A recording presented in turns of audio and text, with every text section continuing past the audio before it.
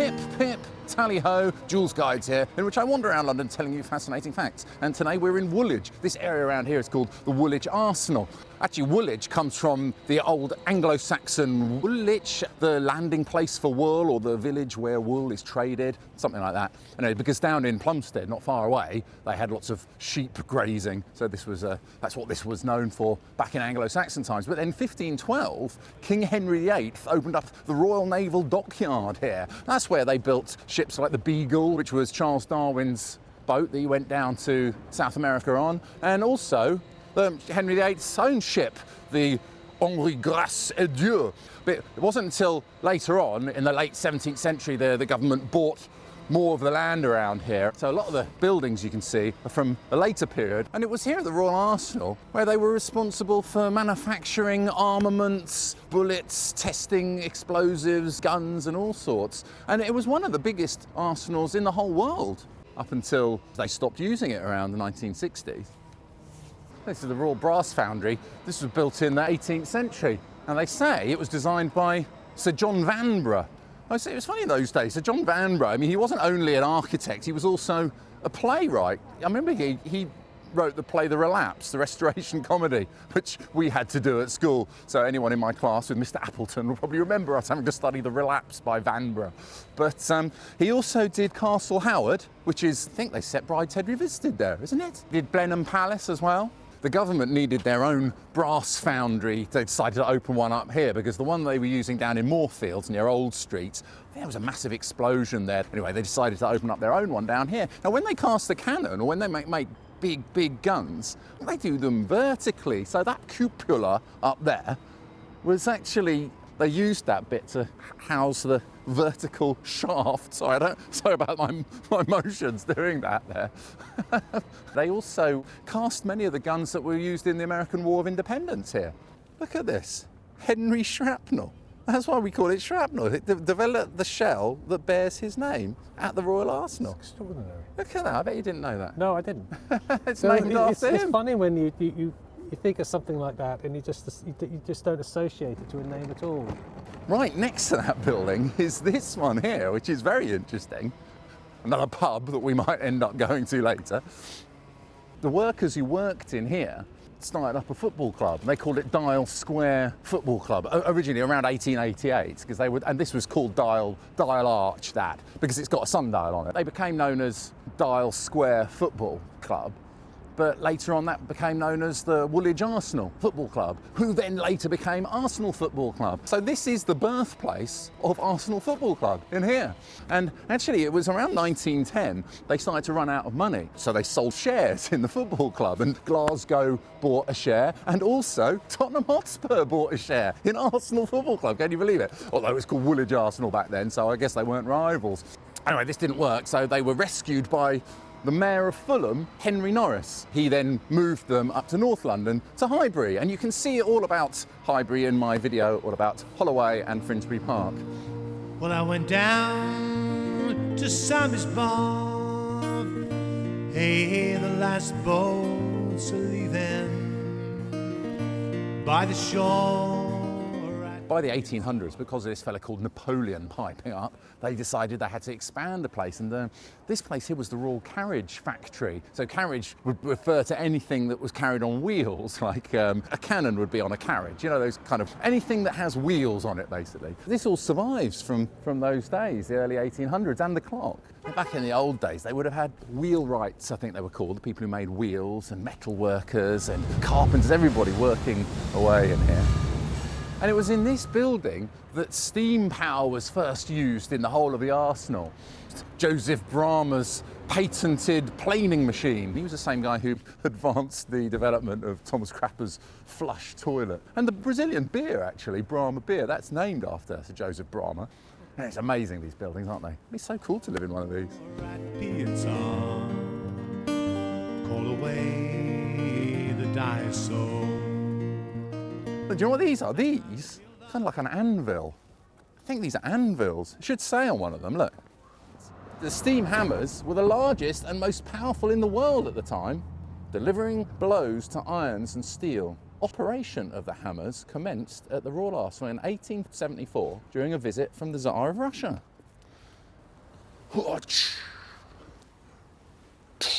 You look like a socialist propaganda poster or something, you know, with a hat. And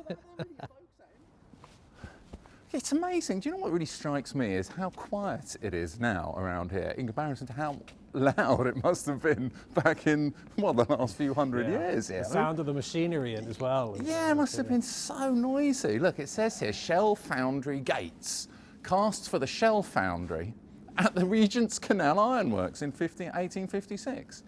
I like that fella at the top there. He reminds me of the Zoltar machine in Big. Tom Hanks wishes that he's big. It looks just like that. French 24-pounder.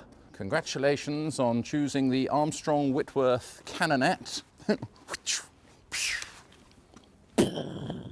Captured by the British forces on June the 1st, 1794. Look at that, that's theirs, that is. I'm surprised they don't ask for that back.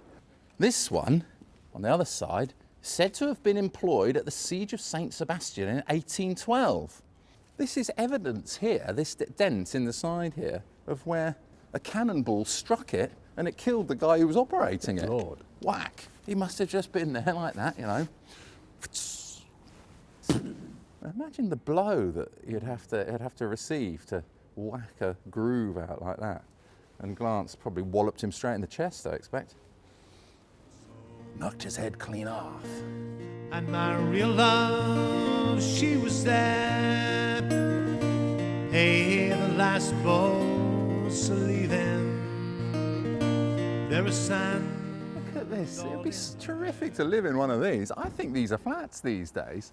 And look, it was built in 1806.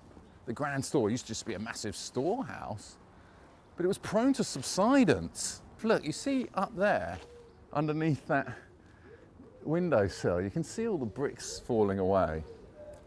Oh yes. You see all the cracks and everything. Yeah. Look at the level of the whole windowsill there. It's Yeah. actually lopsided. Because they built this one on these wooden piles, and we're quite close to the river, so they thought that this would be a good for the foundations, but it wasn't. It doesn't have proper stone foundations. I don't know. Maybe it does these days. Call away the dinosaur. How did sun get in your hair? Hey, the last boat's leaving. Someone tried to put their head in there, they just got stuck in there. You have to call the fire brigade out. Now, these are not Anthony Gormley. They're Peter Burke from the Noughties. They look a bit like Anthony Gormley's, don't they? I don't know why they had to insist on having his tackle out. I can see your nuts. Look, around there, and the bolts. Yeah, so it's to represent the industrial kind of area, I suppose. They look like jelly babies. Yes. Looks like a kind of torture device, if you ask me. It does, yes. Something they clamp you inside. Darling Johnny, he put it there. Call away the dinosaur. I've been with Johnny. I love the fact that they've preserved all these buildings. This one is one of the oldest ones from 1720. They used it as the Royal Military Academy for a while. It's a dance centre now, but all these buildings have got lovely cafes, and by the First World War there were around 80,000 people working in the Royal Arsenal, and half of them were women. They were known as canary girls because dealing with all the chemicals and stuff turned their clothes and their hair yellow. Apparently there are more than 50 ghosts around here. It goes around counting them. Like Yeah. 1, 2, 3, 4. Oh, you behind the gravestone. 4, 5. Apparently people have reported the cackling laughter and the kettle drum playing phantom of Building 41. Anyway, now it's got a beautiful cafe and dance events, workspace. The buildings are so beautiful. If someone just described an industrial building, you wouldn't think it's beautiful because it's all about labour and work and machinery and noise.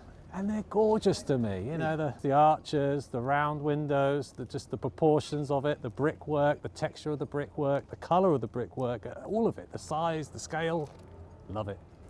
These are beautiful. Look at these. These are kind of little guard rooms, these two little houses here. That one is now one of the nicest dog grooming shops in London. Look at that, look, a dog pantry. It's really cute, that. Now, we're going to head along the river there, but I should point out my tie. There'll be points to anybody who can, 10 points to anybody who can identify my tie. I'll give you a clue, it's actually relevant to this area in a way. I've been with Johnny all the day. Hey, hey, the last boats are leaving down at 10 Southfield Bay. Did I mention I have a book out? Joolz Guide's Rather Splendid London Walks. Wow. Well, this is Joolz Guide's Rather Splendid London Pub Walks. The other one, London Walks, is my previous book. So this one is wonderful pub walks, starting in a pub, finishing in a pub, and talking all about the stuff in between. Anyway, marvellous stuff that. But what were we talking about? See here, this thing here, this old abandoned jetty, this presumably was for the power station, which was placed here from about the 1920s until the 1980s. There was the Woolwich power station, and presumably they landed coal here to power the power station. All along this stretch of river, they used to have these they were called prison hulks. So in the days when they used to transport people to Australia, or Americas as well, they'd have prisoners held on these boats, and they'd actually use them to work in the arsenal. So they'd keep them manacled on the boat while they were transporting them, and in the meantime, they'd have to do a day's work in the arsenal. One called James Hardy Vaux, who was a prisoner in the early 1800s, he said, every morning at 7 o'clock, all the convicts capable of work are taken ashore and there employed at various kinds of labour. Each gang of 16 or 20 men is watched by a fellow called a guard. These guards are commonly of the lowest class of human beings, wretches devoid of feeling, ignorant in the extreme, brutal by nature, and rendered tyrannical and cruel by the consciousness of the power they possess. Anyway, that carried on until 1856. There's been a Woolwich ferry since the 14th century. But it wasn't until 1889, when they abandoned the toll charges across the bridges in London, they decided to start running this free ferry here. One's the Vera Lynn, we'll meet again, and the other one's the Ben Woolacott. He was a ferry worker who died when he fell over into the water in 2011, rather sadly, so they've named one of the boats after him, which is nice. And just nestled in amongst this kind of swimming pool and weird buildings, this is beautiful rotunda. It's got a twin on the other side of the river, and this is the entrance to the Woolwich Foot Tunnel, which was put up around 1912, designed by the pleasingly named Maurice Fitzmaurice. If your name's Fitzmaurice, don't call your firstborn Maurice. Anyway, it was rather nice. So it was quite useful for when the weather was too bad and the ferries couldn't run. People could walk through here. We should go take a look. I bet it's quite nice. So long, Julian. Nice knowing you. It's like the gates to hell. Into the mines of Moria.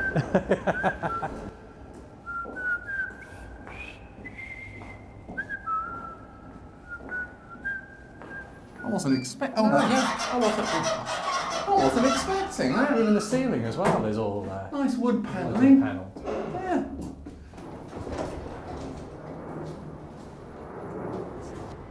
It's a new electric, I was going to say petrol station. Can't buy any sweets there though, Julia. No, there's no petrol. Yeah, rubbish. It's an electric charging point. No offence, but I don't have a lot of love for Woolwich High Street. This is actually, in Victorian times, it was known as the Dust Bowl because of all the coal that was offloaded here. It filled the air with dust, and everybody was like covered in coal dust. And it developed a reputation for prostitutes, ne'er-do-wells, beggars, pickpockets. In fact, William Booth, who founded the Salvation Army, he said of the area, practically all the houses are brothels, used by sailors, loafers, waterside labourers, and the lowest paid soldiers. The male inhabitants are bullies, pimps, dock and waterside labourers, costers, hawkers, thieves and tramps. The women are mostly prostitutes. He didn't go on to say whether he liked that or not. Just stating the fact. Yes, just A marvellous position for a bench, public bench.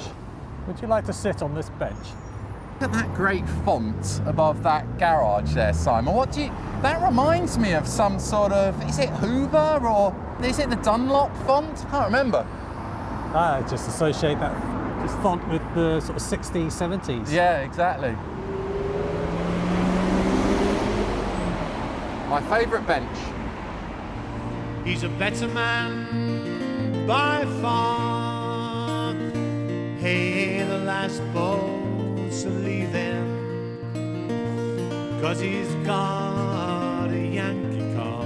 Up there ahead, you can see the Thames Barrier, just to stop those interesting things that look like sails. That's to stop the river from flooding. But can you see, actually, on the left, there's a boat that's all abandoned. It's just washed up on the side. That's the Royal Iris. That was the old ferry across the Mersey. I think that's the one that Jerry and the Pacemakers actually sing about. Ferry across the Mersey, 'cause this land's the place I love. From 1959, it used to carry passengers across, and the Beatles have performed on that. They performed on something called the Caverns Riverboat Shuffle, and they called it the Fish and Chip Boat. And all other people like Elvis Costello performed on it, Jerry and the Pacemakers. It's amazing. It's really sad because it came down to London in 1985 on some trip. I don't know, they ended up doing some refurbishment on it. Well, that was the intention anyway. They didn't have enough money for it or something, but it just ended up being washed up and abandoned. It's just been lying there for years now on the side of the bank. How do you do what you do to me? I wish I knew. I should point out, by the way, as we're just wandering along here, that nobody pays me to do these videos. So please don't forget to hit the subscribe button and like and make comments and stuff like that under the videos, because it really helps. And also you can even make a donation on my website, joolzguys.com. Look at the disrespect shown to this amazing cannon. This has got to be a real one. These cannons are used as bollards, but look at the size of that. So they'd have had plenty of these around here, and it would have originally had a cannonball in there. Now it's just an ashtray and rubbish bin, it seems. But anyway, that's a beauty, that. And get It's almost like a little table, isn't it? Yeah. Oh, I like it. I love it when you get the big chunky ones like that. That's great. Anyway, there's a lot of that sort of stuff around here. I'll see you over there by something else that's very interesting in 2 shakes of a lamb's tail. This is tremendous here. Now look at these little ponds here. These are the last remnants of King Henry VIII's original dry dock here.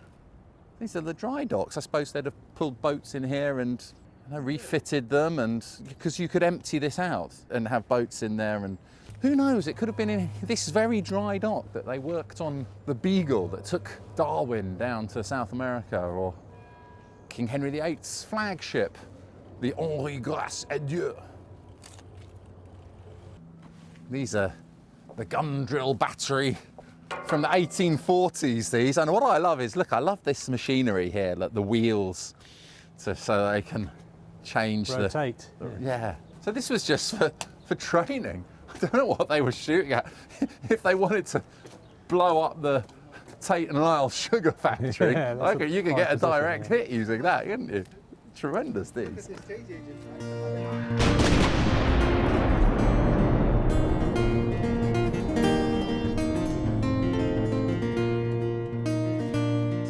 Clock house, this building here. Look, it's a community centre now, but this is another one of the really old buildings from the late 1700s.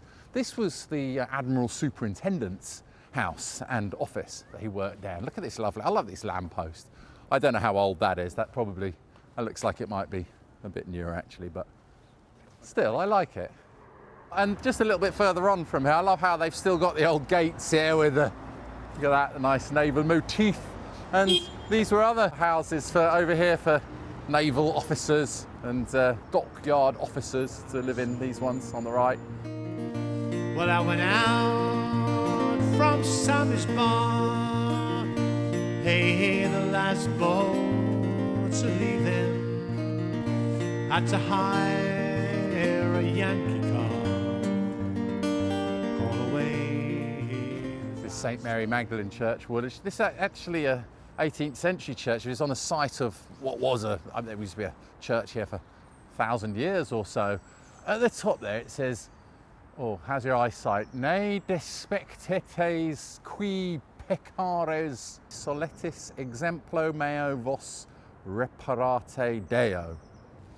Do not despair, you who have fallen into the way of sin. Restore yourself through my example and through God. Just next to this wonderful concrete lamppost. I love a concrete lamppost, don't you? Get points for those. I don't seem to get them down my way anymore, but I've seen a few out this way. Look at that. It really reminds me of when I was a kid and you used to climb up them and scrape your thighs against them and when you're wearing shorts. This is, now I don't know if it's his tomb or if it's just in memory of him, but this is a memorial or tomb of Tom Cribb, the famous boxer. Respect the ashes of the dead. So he was born in 1781 and he ended up, so he became a coal porter at sea, and then he came back from sea and took up bare knuckle boxing, and his first professional fight was in 1805 where he won in 76 rounds. Ding ding, round second away, round 76. Anyway, after becoming world champion, he decided to go and become a publican, and he started running the Union Arms pub, that one just off Leicester Square. And then he retired from that and he moved to Woolwich. He died just down on my favourite street, Woolwich High Street over there. And one of those nice, I think it's what's now a Chinese restaurant or something. I think the houses are still there. Anyway, people of Woolwich all clubbed together and they said, look, we need a memorial for him. And so they got this made, which is rather splendid, I think.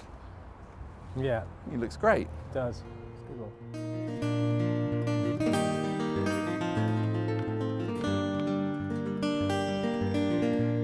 So sad that we've got these closed down cinemas. This just shows how popular cinema was in the 1930s, because both of these buildings, that was an Odeon in the 1930s, and they were both, the one opposite, I think that was a Granada, they were both built around the same time. The cinemas were so popular. Now that one's turned into a church, and this one I'm not sure, oh, New Wine Church it's called. Such a pity. I mean, the Beatles have performed in there, the cathedral. Now, let's get over here. Well, they're very exciting inside. Not only do you have that massive auditorium, but you have all those little offices. Sometimes the managers, they would have flats built in for the managers would live on site. Yeah. All of that kind of thing. But this one was said to be the most romantic theatre ever built. 1937, the golden age of cinema. 3,000 seats it had. This lovely Edwardian building here started up, well, as it says there, 1868. Originally there was the Royal Arsenal Supply Association, started up by workers at the Royal Arsenal, but then it changed into the Royal Arsenal Cooperative Society. And they moved on from just selling food to a massive range of other social and political activities. By the 1970s, they had branches all over the place. I think it was massive, especially in South London. That fella there, Alexander MacLeod from the Clan MacLeod, he was one of the founders. But this along Paris Street here, you've got all these beautiful buildings. Their motto was clearly each for all and all for each, because it also says it on this other wonderful building opposite. I don't know whether they stole that from the Three Musketeers, all for one and one for all. But there's some beautiful buildings along Paris Street here, and this is more Art Deco on this side, but then those ones at the end there, they look like they're probably condemned. I don't know, I hope they survive. But yeah, when you're walking along this street, you know, at street level, it doesn't look particularly charming, I'll be honest, all these different kind of modern signs and everything. But if you look up, it was a very beautiful street when it was built. It's interesting, see this McDonald's here on Paris Street, it says here, they've got a plaque here saying that it's the 3,000th McDonald's branch, so they've given it a plaque there. But what they don't mention here, which is weird, is the fact this was the very first McDonald's in the UK. You'd think that that would deserve a plaque, wouldn't you? So it was the 3,000th worldwide McDonald's, but it was the first one here.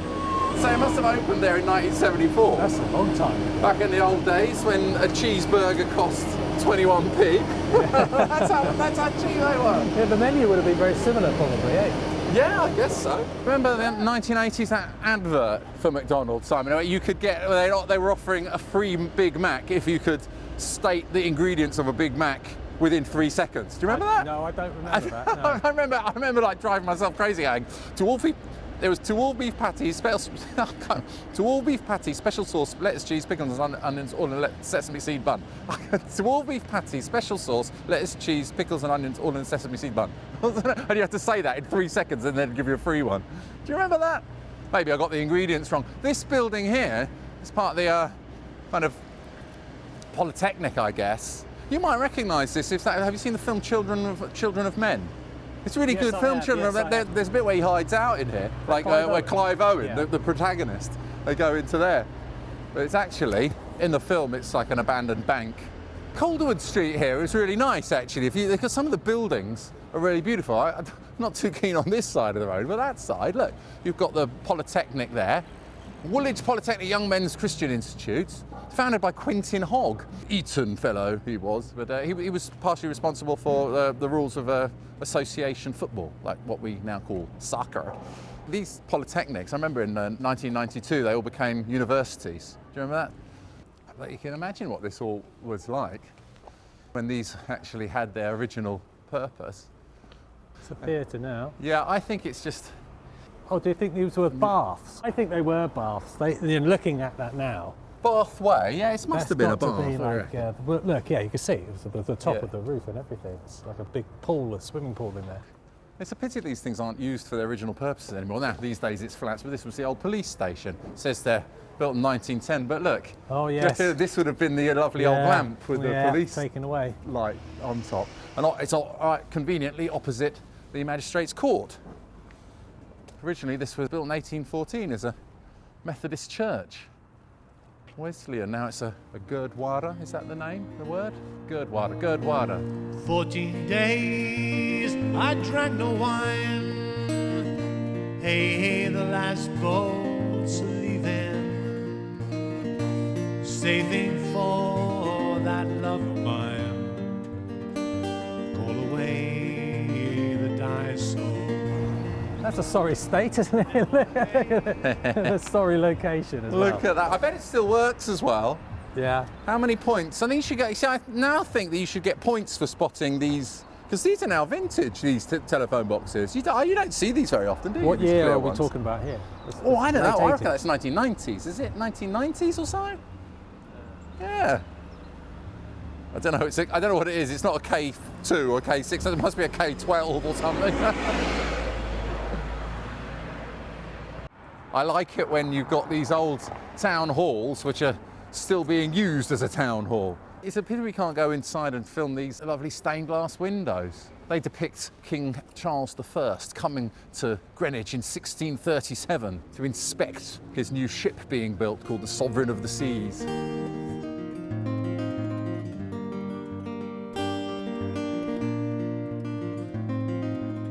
This tram shed here, I mean, these days it's a sort of theatre venue, but that was from around 1916-ish. It used to be like a generating station, used to power the trams around the area.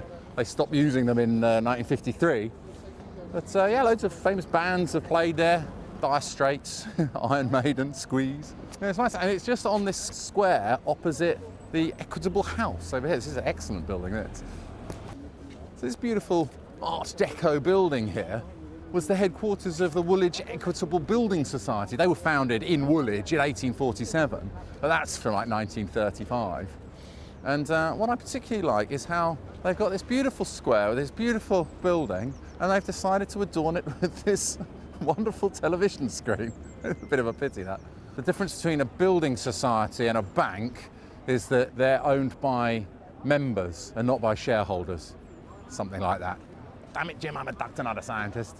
But remember in the 1980s, they used to have those TV ads for the Woolwich. Are you with us or are you with the Woolwich? I remember my school teacher, Miss Tompkins, in class 7 at St Paul's Primary School. She always, when I was just daydreaming and looking out the window, she always used to say, Julian, are you with us or are you with the Woolwich? Do you remember those ads?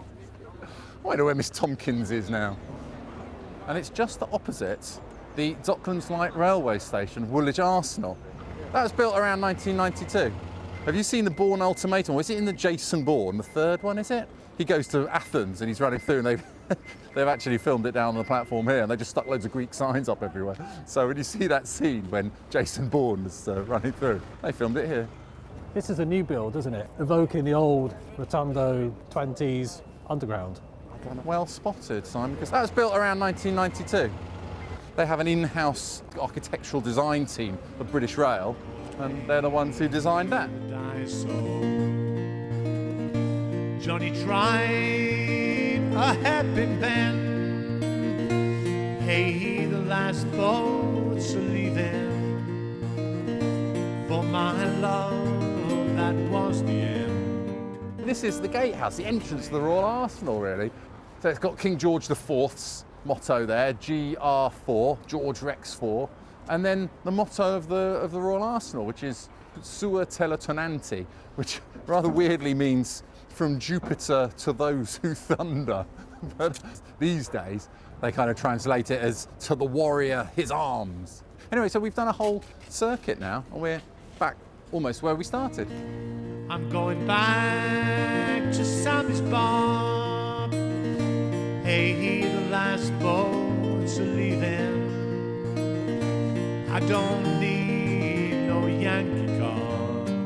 Call away the dice. Cheers, Simon. Cheers, everybody. Thanks for watching. Don't forget to hit the subscribe button if you really like the videos. And also, you can go over to my website where you can find out more about me, and you can buy my amazing new book, Rather Splendid London Pub Walks. And you can also leave a donation if you like. There's all that stuff. But most importantly of all, enjoy the videos, and I'll see you next time.